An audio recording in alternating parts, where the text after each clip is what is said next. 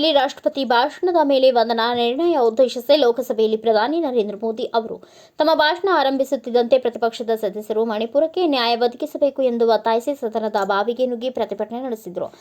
ಸರ್ವಾಧಿಕಾರವನ್ನು ಸಹಿಸುವುದಿಲ್ಲ ಎಂಬ ಘೋಷಣೆಗಳನ್ನು ಕೂಗುತ್ತಾ ಮಣಿಪುರದ ಬಗ್ಗೆ ಚರ್ಚೆ ಒತ್ತಾಯಿಸಿ ಪ್ರತಿಭಟನೆ ಮುಂದುವರಿಸಿದ್ದಾರೆ. ಪ್ರಧಾನಿ ನರೇಂದ್ರ ಮೋದಿ ಸಂಜೆ 4:15ಕ್ಕೆ ಭಾಷಣ ಪ್ರಾರಂಭಿಸಿದರು. ಲೋಕಸಭೆಯನ್ನು ಉದ್ದೇಶಿಸಿ ಮಾತನಾಡಿದ ಪ್ರಧಾನಿ ಮೋದಿ ತಮ್ಮ ಮಾತಿನುದ್ದಕ್ಕೂ ಕಾಂಗ್ರೆಸ್ ವಿರುದ್ಧ ವಾಗ್ದಾಳಿ ನಡೆಸಿದರು.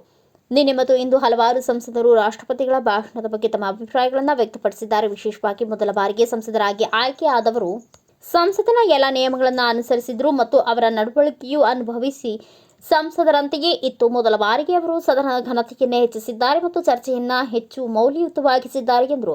ತುಷ್ಟೀಕರಣ ರಾಜಕೀಯ ಮತ್ತು ಆಡಳಿತ ಮಾದರಿಯನ್ನು ದೇಶವು ದೀರ್ಘಕಾಲದವರೆಗೂ ನೋಡಿದೆ. ಆದರೆ ಇನ್ನು ಮುಂದೆ ತುಷ್ಟೀಕರಣ ನಡೆಯಲ್ಲ. ನಮ್ಮ ನೀತಿಯು ಯಾರನ್ನ ಓಲೈಸುವುದಿಲ್ಲ. ಭ್ರಷ್ಟಾಚಾರದ ವಿರುದ್ಧದ ನಮ್ಮ ಹೋರಾಟದಲ್ಲಿ ನಾವು ಉತ್ತಮ ರೀತಿಯಲ್ಲಿ ಸಾರ್ವಜನಿಕ ಬೆಂಬಲವನ್ನು ಗಳಿಸಿದ್ದೇವೆ. ಕಾಂಗ್ರೆಸ್ ಸುಳ್ಳು ಭರವಸೆಗಳನ್ನು ನೀಡಿ ಮತ ಪಡೆದುಕೊಂಡಿದೆ ಎಂದು ಮೋದಿ ಹೇಳಿದರು. ಪರೋಕ್ಷವಾಗಿ ವಿಪಕ್ಷ ನಾಯಕ ರಾಹುಲ್ ಗಾಂಧಿ ಅವರನ್ನು ಉಲ್ಲೇಖಿಸಿದ ಮೋದಿ 1984ರ ಚುನಾವಣೆಯನ್ನು ನೆನಪಿಸಿಕೊಳ್ಳೋಣ. ಆ ಚುನಾವಣೆಗಳ ನಂತರ ಈ ದೇಶದಲ್ಲಿ 10 ಲೋಕಸಭೆ ಚುನಾವಣೆಗಳು ನಡೆದಿದ್ದವು. ಆದರೆ ಒಮ್ಮೆಯೂ ಕಾಂಗ್ರೆಸ್ 250ರ ಗಡಿ ದಾಟಲು ಸಾಧ್ಯವಾಗಲಿಲ್ಲ. ಈ ಬಾರಿ ಕಾಂಗ್ರೆಸ್ 99 ಸ್ಥಾನಗಳನ್ನು ಗಳಿಸಿತ್ತು. ಇದು ಮಗುವಿನ ಕಥೆಯನ್ನ ನೆನಪಿಸಿತ್ತು.